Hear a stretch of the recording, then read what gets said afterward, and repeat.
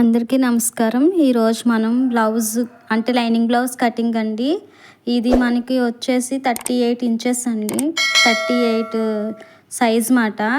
38 సైజ్కి మనం బై 4 చేస్తే 9.5 వస్తుంది. 9.5 ఇంచులు మనం మెజర్మెంట్ ఎలా చేయాలనేది బ్లౌజ్ తోటి ఎలా చేయాలో నేను మీకు చూపిస్తున్నాను. షోల్డర్ దగ్గర పట్టుకుని కింద డాట్ ఉంటుంది బ్యాక్ సైడ్, ఆ డాట్ వరకు పట్టుకుంటే మనకి 14 ఇంచులు వచ్చింది. ఇప్పుడు మనకి లైనింగ్ అనేది కాటన్ కాబట్టి తడుపుకోవాలి. తడుపుకుని నీట్గా ఐరన్ చేసుకోండి. కింద హెచ్చుతగ్గులు ఉన్న చోటని ఒక లైన్ డ్రా చేసుకోండి. నా సైడ్ ఫోల్డింగ్ ఉంది, ఓపెన్స్ ఏమో నాకు అటు సైడ్కి ఉన్నాయి. చూడండి, ఫోల్డింగ్ ఉన్న వైపు 1 ఇంచ్ కలుపుకుని 15 ఇంచులు అనేది మార్క్ చేస్తున్నాను. 14 ఇంచులు వచ్చింది కదా, 1 ఇంచు కలుపుకుని 15 ఇంచులు మార్కింగ్ అనేది చేస్తున్నాను. ఇది పొడవు అండి మార్క్ చేస్తుంది. మనకి ఈ 15 ఇంచుల్లో 1/2 ఇంచు మనం కుట్లుకి కావాలి కదా, షోల్డర్ దగ్గర కింద నడుం దగ్గర 1/2 ఇంచు కలిపి 1 ఇంచ్ మాట. నేను ఆ మార్కింగ్ కూడా చేశాను. తర్వాత మనకి బాడీ లూజ్ వచ్చేసి 38 ఇంచెస్ అన్నాను కదండి. బై 4 చేస్తే 9.5 ఇంచులు మార్కింగ్ చేసుకుని మళ్ళీ 2 ఇంచులు ఎక్స్ట్రా ఖర్చు కోసం అండి. మనకి కుట్లు పడతాయి కదా స్టిచ్చెస్, అవి దానికోసం 2 ఇంచెస్ ఎక్స్ట్రా మాట. ఓకేనా, ఇలా బాక్స్లో మనం డ్రా చేసుకోవాలండి.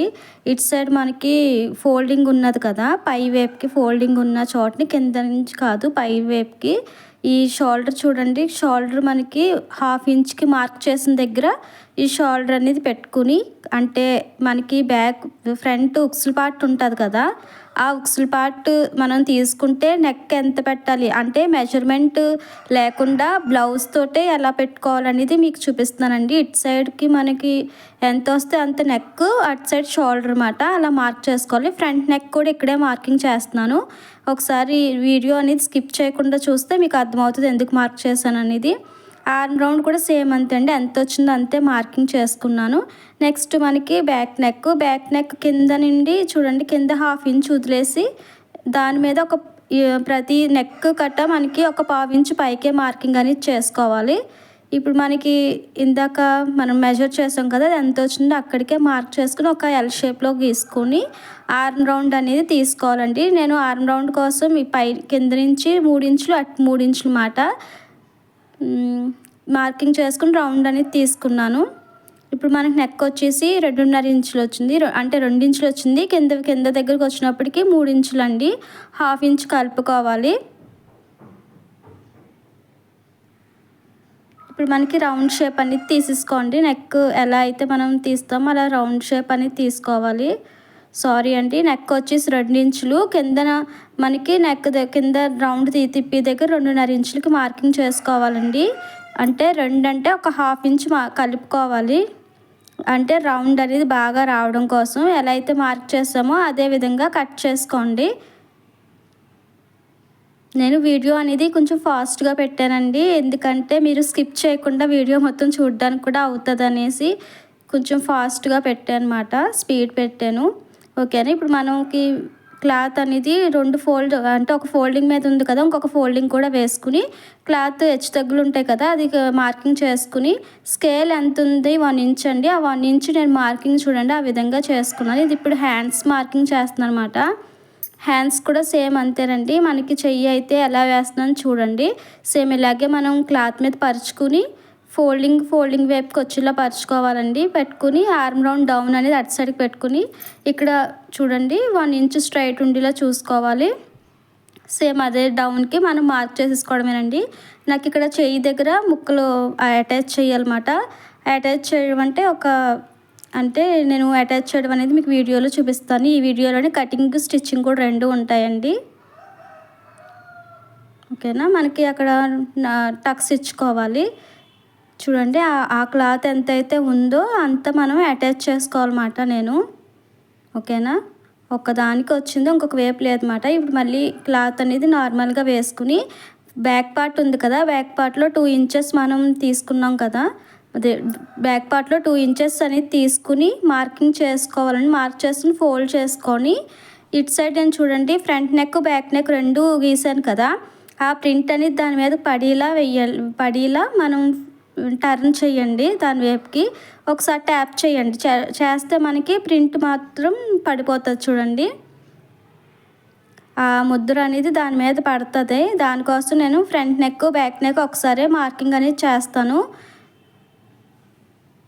అందుకేనండి వీడియో అనేది నేను ఆల్రెడీ పెట్టడం ఫాస్ట్ పెట్టాను కాబట్టి మీరు స్కిప్ చేయకుండా చూస్తే మీకు ఇంకా క్లియర్గా అర్థమవుతుంది. ఇప్పుడు ఫ్రంట్ నెక్ మనకి పైకి అయితే ఏదైతే ఉందో ఆ ఫ్రంట్ నెక్ మాట. అంటే నాకు ఇక్కడ ఫ్రంట్ నెక్ వచ్చేసి 5.5 ఇంచులండి. సేమ్ ఎలా ఉందో మొత్తం మార్కింగ్ చేసుకున్నట్టు చేసుకుని ఆర్మ్ రౌండ్ కోసం ఒక 1/2 ఇంచు కిందికి డౌన్కి లోత్ మాట అండి. ఫ్రంట్ లోత్ తీసుకోవాలి. ఇక్కడ కూడా 1/2 ఇంచు మనకి అటు సైడ్ ఆర్మ్ రౌండ్ అటు సైడ్ ఉంది కదా, మనకు స్టిచ్చెస్ వస్తాయన్నాను కదండి, అక్కడ 1/2 ఇంచు పైకి మార్కింగ్ చేసుకోవాలి. ఇప్పుడు మనకి ఫ్రంట్ ఉక్సుల పార్ట్ ఉంటుంది కదా, ఆ ఉక్సుల పార్ట్ దాని షోల్డర్ పైనే పెట్టండి. అంటే మనం 1/2 ఇంచు వదిలేం కదా, అక్కడే పెట్టుకుని చూడండి నేను ఎలా చేస్తున్నానో. పైనుంచి మనకి ఆల్రెడీ నెక్ తీసేసుకున్నాం. ఇక్కడ మనకి షేప్ కోసం షేప్ పట్టీకి ఒక గీత ఉంటుంది చూడండి కుట్లది, దానికంటే కిందకి 1/2 ఇంచు కిందకి మార్క్ చేసుకోండి.